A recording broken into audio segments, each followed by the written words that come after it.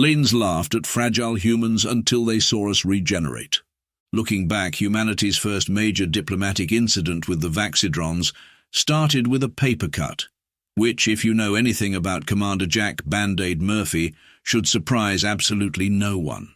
Now, most space agencies wouldn't choose their clumsiest officer as humanity's first diplomatic contact with an advanced alien civilization, but Jack had three things going for him: an unmatched degree in xenolinguistics, a perfect score in cross-cultural negotiation, and the dumb luck to be the only senior officer awake at 3 a.m. when the Vaxidrons first hailed Earth. The fact that he managed to trip over his own feet during the initial radio conversation should have been our first warning. "Greetings, noble representatives of—" "Ow, damn it!" The thud of Jack hitting his desk echoed across international airwaves. Sorry, just dropped my coffee. As I was saying, Earth welcomes you with—" "Oh, come on, now I've got coffee on my uniform." Surprisingly, the Vaxidrons still agreed to land. Their ship touched down on the specially prepared landing pad outside the United Earth Embassy in Geneva, looking like someone had merged a chrome Christmas ornament with a space squid. The assembled dignitaries held their breath as the ship's door spiraled open with impossible geometric precision. High Executive Vector emerged first, and humanity got its first look at a Vaxidron. Picture a being made entirely of perfectly symmetrical purple crystals, arranged in a vaguely humanoid shape, each facet reflecting light with mathematical precision. Behind him came Dr. Pachi, the Vaxidron's chief medical officer, whose crystalline form sparkled with a slightly bluer tinge.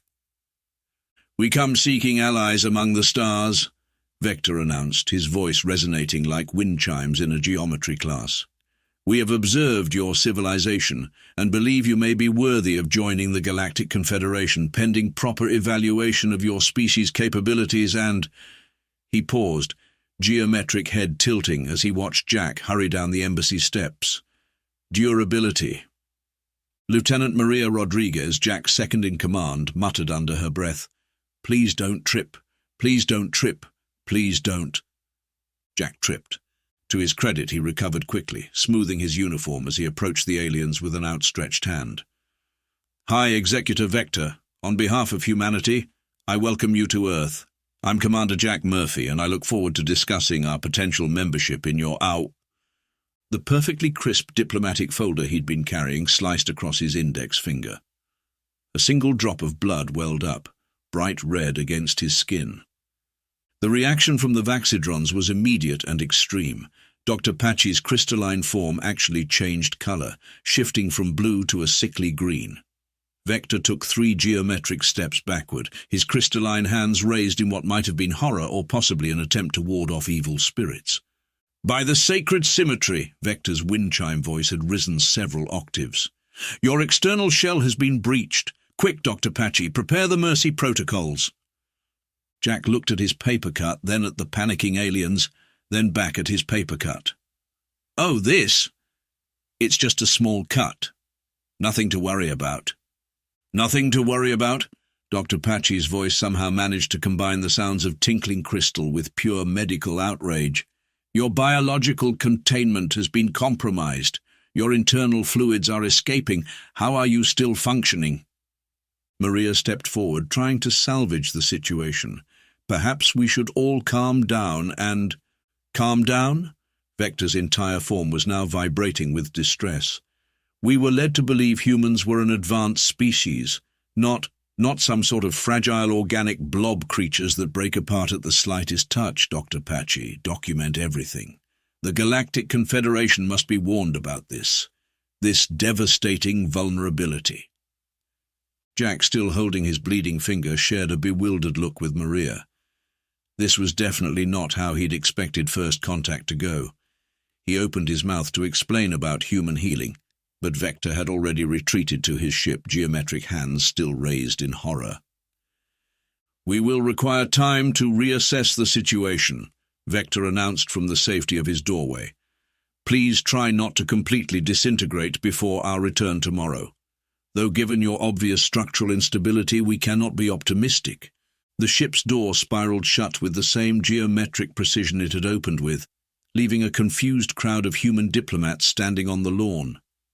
Jack looked down at his paper cut, which had already stopped bleeding. "Well," he said to no one in particular, "that could have gone better." Maria just sighed and handed him a band-aid. Some days you really couldn't make this stuff up. Of course, none of them realized yet that this was only the beginning of the great human healing debacle, and Jack Band-Aid Murphy was about to become either humanity's greatest diplomatic disaster or its most accidentally successful ambassador, probably both. The next morning, the Vaxidron ship returned with what could only be described as a hazmat team, if hazmat teams were made of crystal, and appeared to be having collective nervous breakdowns. Jack watched from the embassy window as 6 Vaxidrone medical officers, each encased in what looked like geometric bubble wrap, carefully established a perimeter around their landing site. They were using some sort of device to scan the area, probably checking for additional humans with paper cuts. "This is ridiculous," Maria said, adjusting Jack's tie. "Just show them your finger, explain how humans heal, and we can all move on to actual diplomatic relations." Jack held up his bandaged finger. "About that, Vector sent 7 messages overnight refusing to let me remove the bandage. Apparently, they think it's some kind of advanced containment field, keeping my internal organs from spilling out."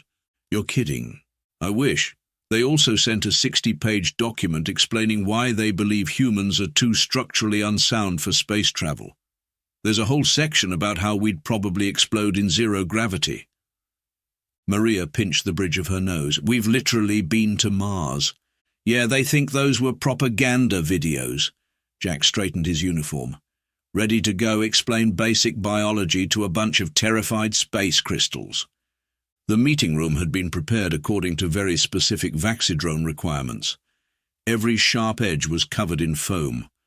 The chairs had all been replaced with what appeared to be giant geometric beanbags, and in the center of the table sat something that looked suspiciously like a giant crystal first aid kit. Vector entered first, still maintaining what he probably thought was a safe distance.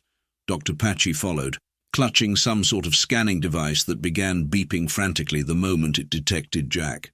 "Concerning," Dr. Patchy muttered. "Most concerning. The damaged specimen appears to still be ambulatory despite yesterday's containment breach. High Executor, I believe they may be in some form of denial about their condition." "We're not in denial about anything," Maria started, but Vector raised a crystalline hand to stop her.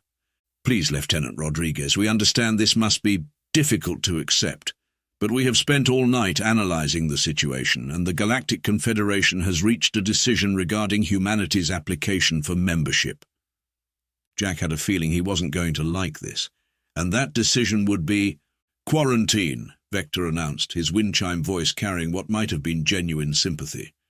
"For your own protection, of course.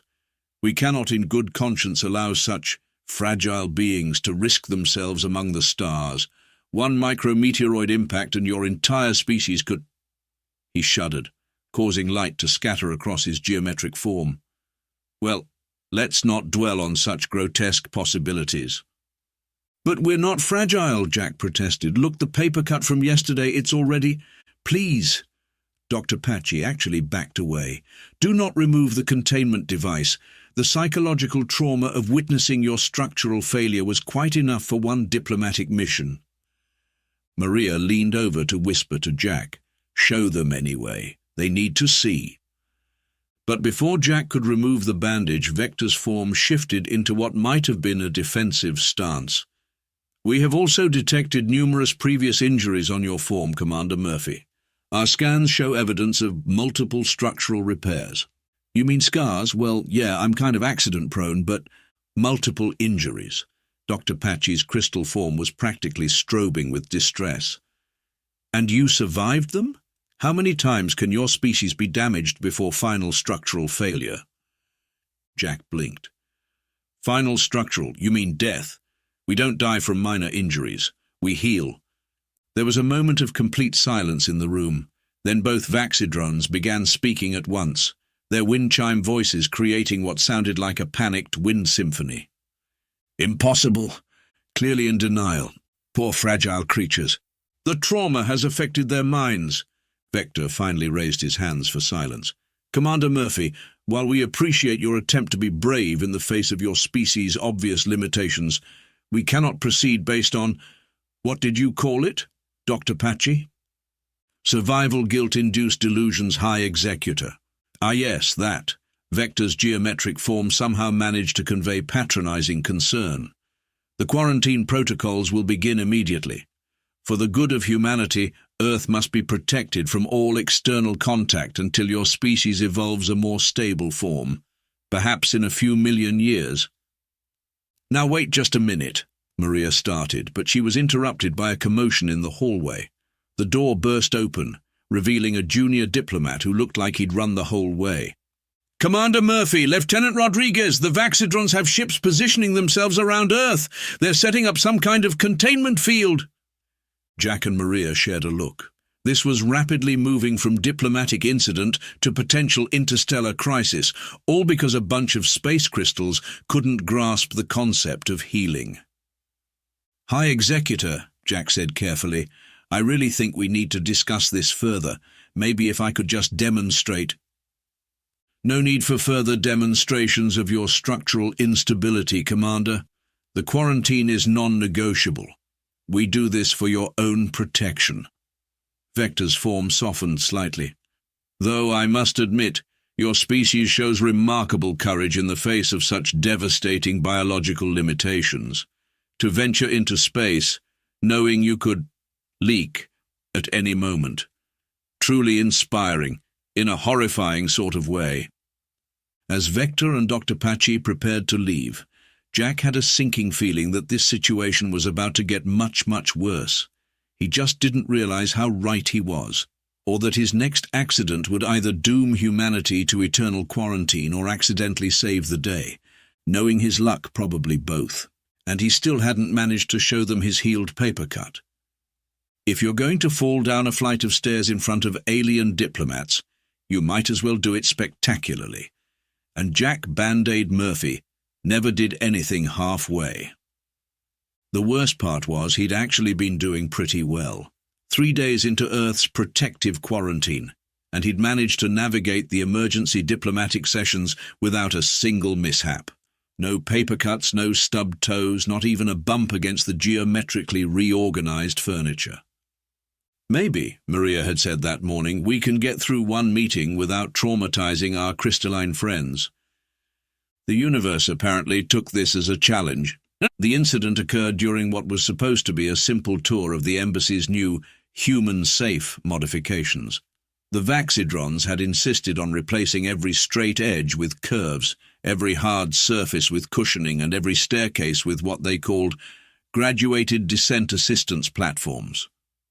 As you can see, Vector was explaining, his wind chime voice filled with pride, we've completely eliminated the risk of acute structural damage from gravitational miscalculations. Jack, walking backward to face the delegation, nodded. That's very thoughtful of you, but humans really don't need all this protective. Maria saw it happening in slow motion. Jack's heel caught the edge of the first step. His arms windmilled in what would have been a comical attempt to regain balance, if it hadn't been in front of 8 horrified crystalline aliens. Then physics took over, and Commander Jack Murphy demonstrated exactly why the Vaxidrons thought humans needed bubble wrap.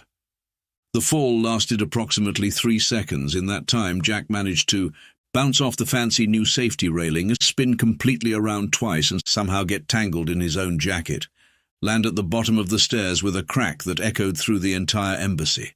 I'm okay, he called out automatically, then made the mistake of trying to push himself up with his right arm. Okay. Slight correction. Mostly okay. The scene that followed would have put any emergency room drama to shame. Dr. Patchy actually crystallized on the spot, turning into what looked like a geometric statue of pure horror.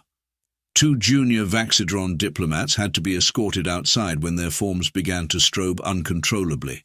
And Vector looked like someone had just told him the universe wasn't actually symmetrical.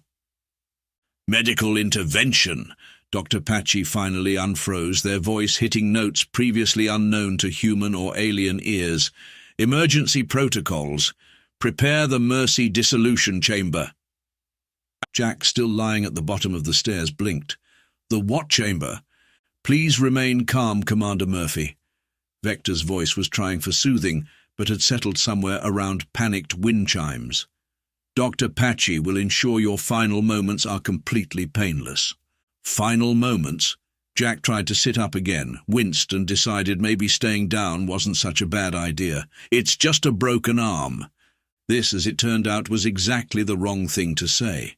The phrase, just a broken arm, apparently translated in Vaxidron to something like catastrophic structural failure with no possibility of survival. Maria, who had rushed down the stairs, using the normal human method of, walking, tried to intervene. He needs a hospital, not a, did you say, dissolution chamber? The kindest option, Dr. Patchy assured her, pulling what looked like a crystal tuning fork from their medical kit.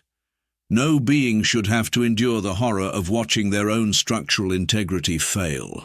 But I'm not failing, Jack protested. Look, call an ambulance, get me a cast, and in 6 to 8 weeks... A cast? Vector's geometric form shifted in confusion. You intend to reproduce before your inevitable dissolution. What? No, a cast, to hold the bone in place while it heals. There was that word again, heal. The Vaxidrons had been steadfastly refusing to acknowledge it all week, treating it like some sort of cute but delusional human fantasy, like unicorns or reality TV.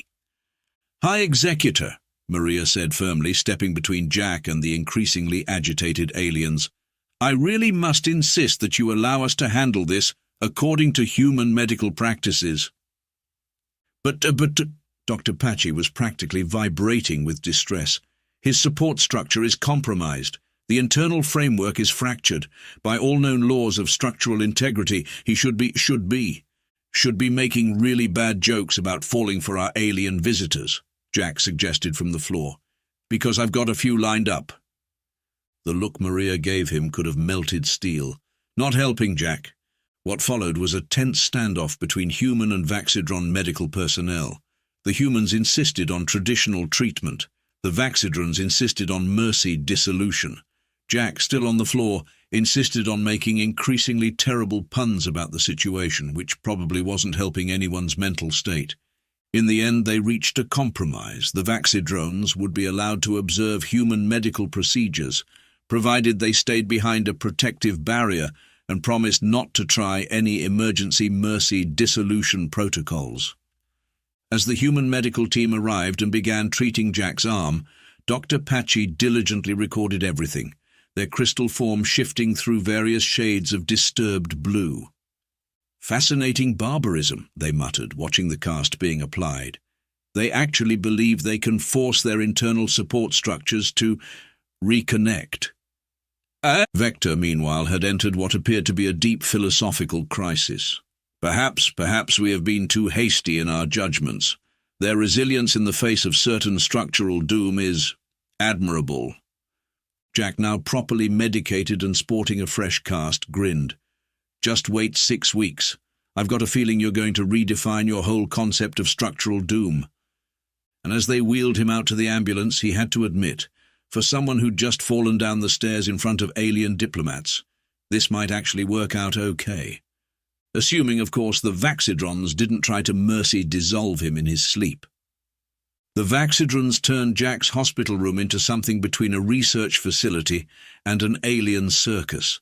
They installed crystalline monitoring devices in every corner, set up what they called a structural integrity field around his bed, which mostly seemed to make his hair stand on end, and established a round-the-clock observation schedule.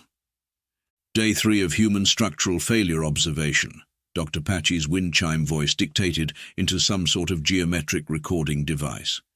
Subject continues to deny imminent dissolution. Most concerning is the complete lack of proper mourning behavior. Hard to mourn when there's nothing to mourn about, Jack said, idly flipping through channels on the hospital TV. Hey, did you guys want to watch Jeopardy? The categories tonight look pretty good. A junior Vaxidron researcher, whom Jack had nicknamed Crystal Jr., actually backed away from the bed. The subject displays disturbing levels of cognitive function despite catastrophic framework damage. Possible sign of delayed shock response. Or possible sign that I'm fine, Jack suggested. He held up his unbandaged hand, displaying the now completely healed paper cut from the first meeting. See? Look at this. Remember the horrible structural breach from day one, all better now? The reaction was immediate. 3 Vaxidrones shifted into their emergency strobing colors. Dr. Patchy rushed forward with their scanning device, which started making sounds like an angry geometric orchestra. Impossible, the breach site shows complete restoration of external containment. High Executor, you must see this. Vector, who had taken to spending his afternoons in what he called sympathetic observation of Jack's final days, leaned forward with interest. Fascinating. Perhaps humans possess some form of temporary molecular stabilization as a last resort survival mechanism.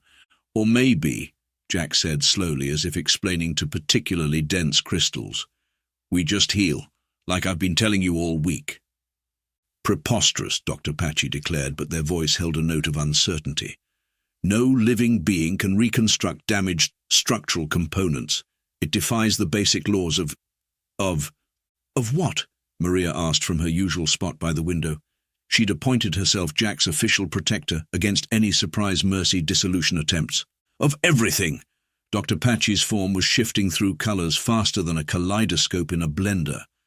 We Vaxidrons achieved biological perfection eons ago. Our forms are eternal, unchanging, indestructible. Sounds boring, Jack commented. Also, what happens if you chip a crystal? The silence that followed was so complete you could have heard a geometric pin drop.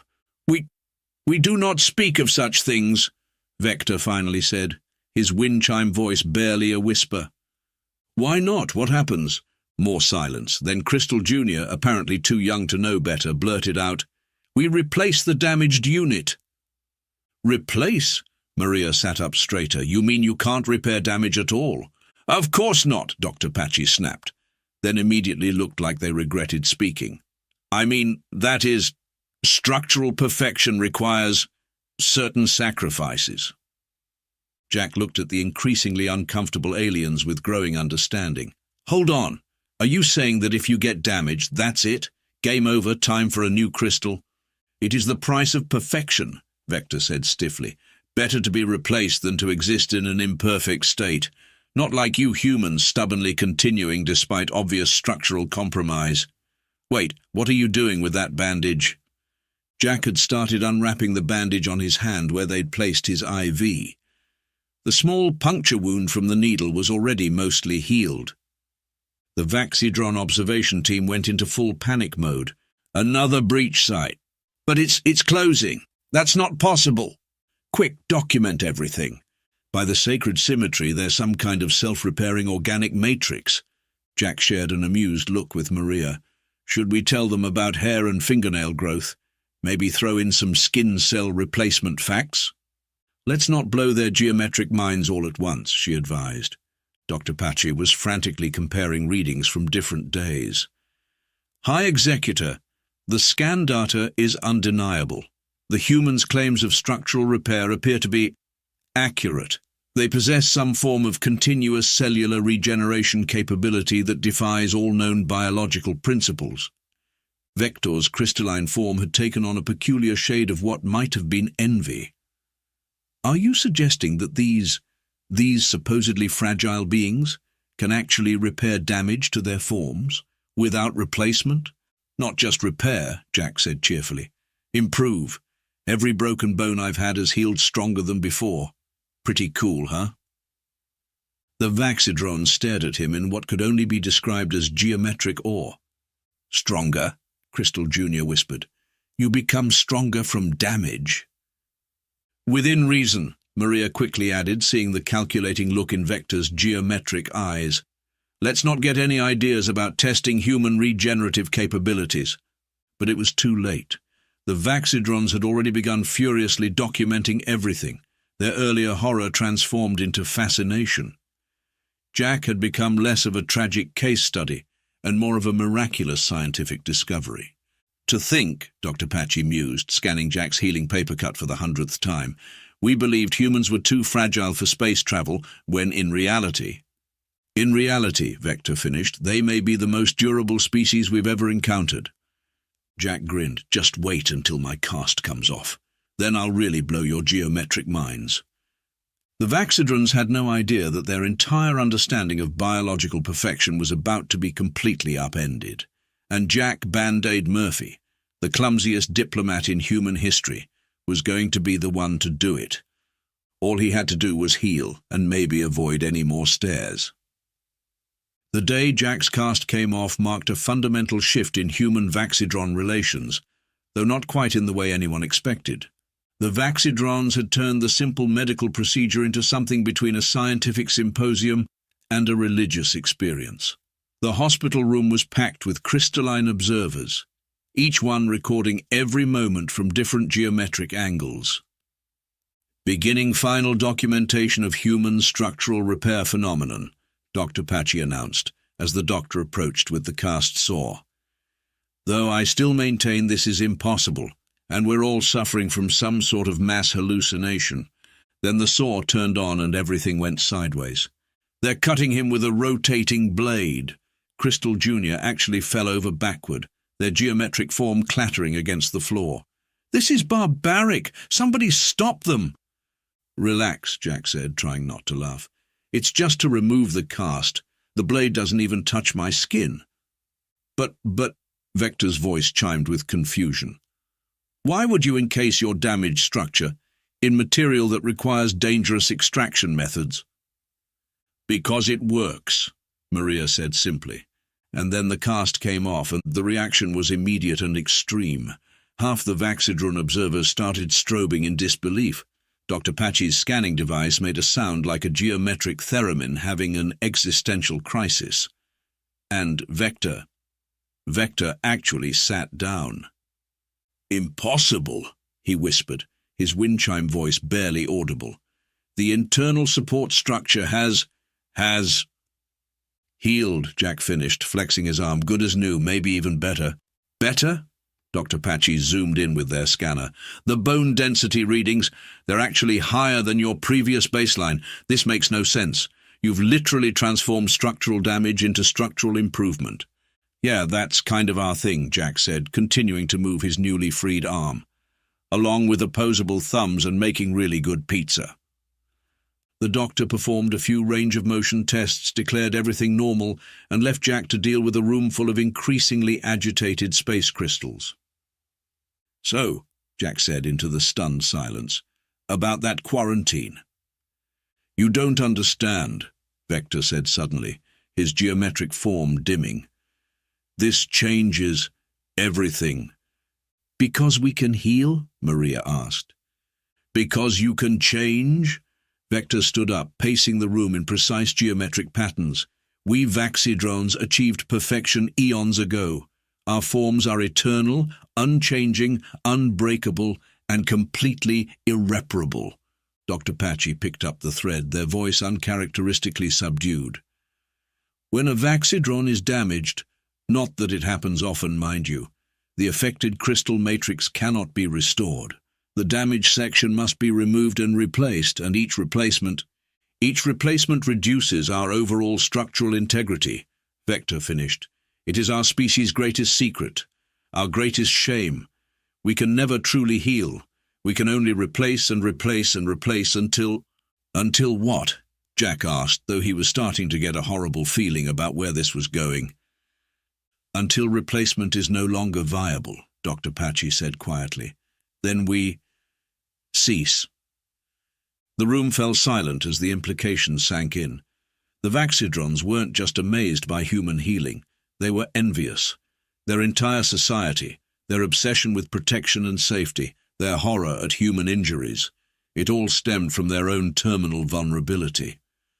That's why you were so freaked out by the paper cut, Jack realized. For you, any damage, no matter how small, is permanent, Vector confirmed. We thought we had achieved biological perfection. But watching you heal, watching you become stronger from damage, perhaps we were wrong about what perfection truly means. Crystal Jr., who had finally picked themselves up off the floor, chirped hopefully, Does this mean we can stop requiring 17 layers of geometric bubble wrap For all activities? Let's not get crazy, Vector said quickly. But perhaps humanity has something to teach us about adaptation, about change, about... He seemed to struggle with the word, improvement. Jack looked at his healed arm, then at the roomful of crystalline beings who had just had their entire worldview shattered. An idea started forming. You know, he said casually, Earth has some pretty good biomechanical engineers, and doctors specializing in crystalline structures. Maybe, if we work together... The hope that filled the geometric faces around him was almost painful to watch. You would help us? Vector asked, even after we tried to quarantine your planet? After we attempted to mercy dissolve your diplomat? Water under the bridge, Jack said cheerfully. Or should I say crystals under the bridge? Maria groaned, and he's back to the bad puns, definitely fully healed. But why? Dr. Pachi asked. Why would you help us? Jack stood up, testing his healed arm with a few experimental punches that made several Vaxidrons flinch reflexively. Because that's another human thing, he said. We don't just heal ourselves. We try to help others heal too. Even overly protective space crystals who think we're going to explode in zero gravity. We may have been slightly overcautious in our initial assessment, Vector admitted. Slightly? Maria raised an eyebrow. Moderately overcautious? You tried to put our entire planet in a bubble. Extremely overcautious, Vector finally conceded. But in our defense, you humans are rather cavalier about structural integrity. Jack grinned. Just wait until you see us play contact sports. The collective geometric horror that statement produced suggested that maybe humanity needed to introduce their new allies to the concept of healing gradually.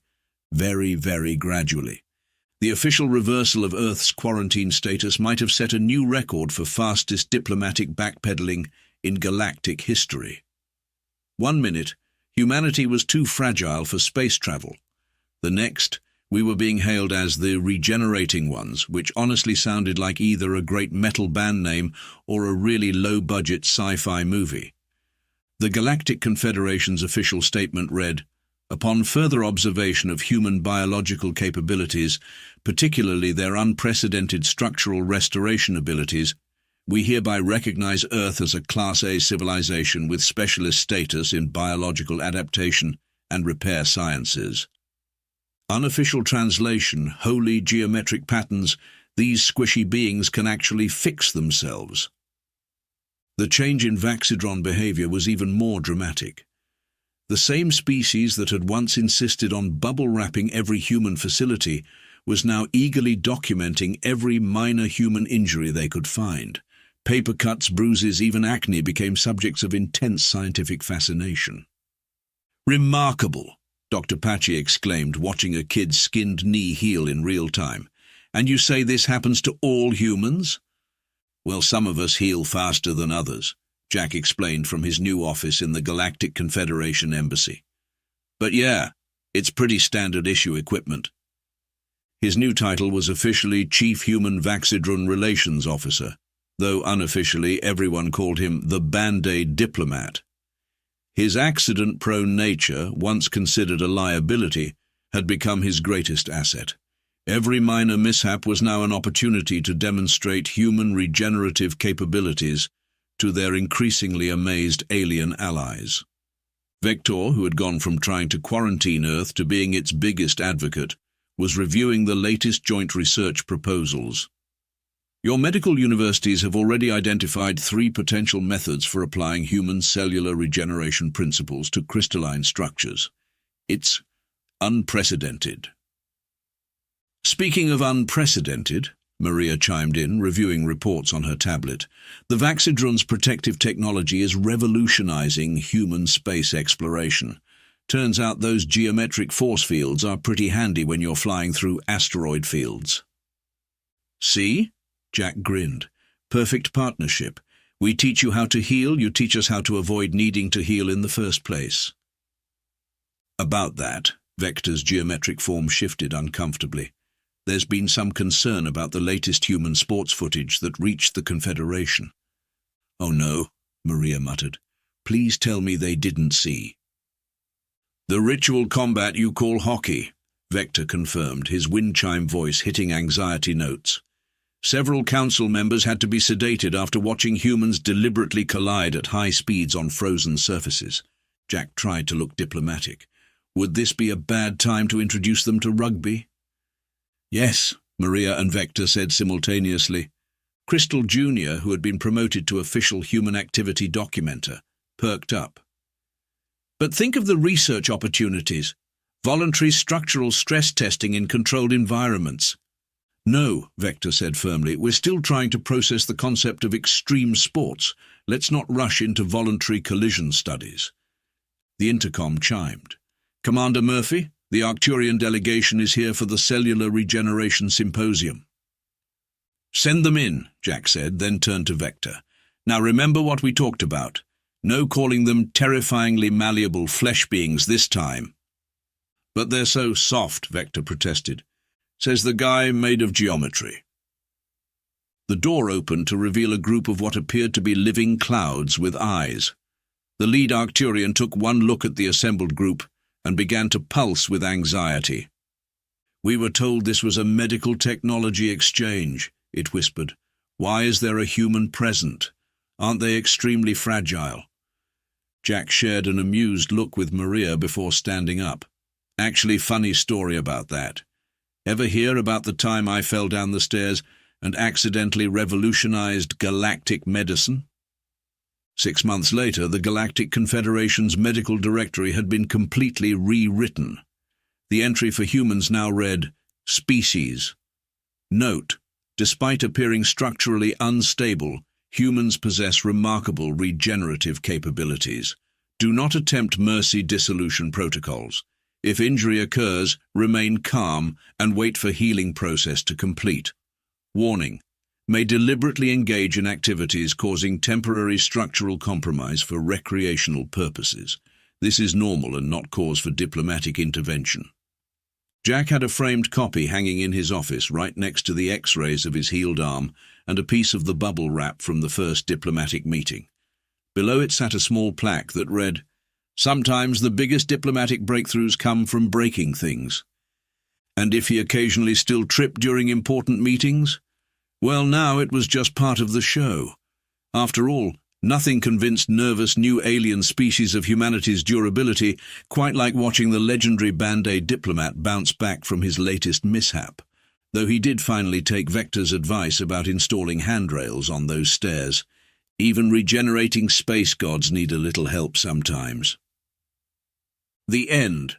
And somewhere in the Galactic Confederation's central database, under urgent medical protocols, there's still a file labeled, "In case of human injury, do not panic." They do this all the time. Seriously, put away the mercy dissolution chamber, we mean it.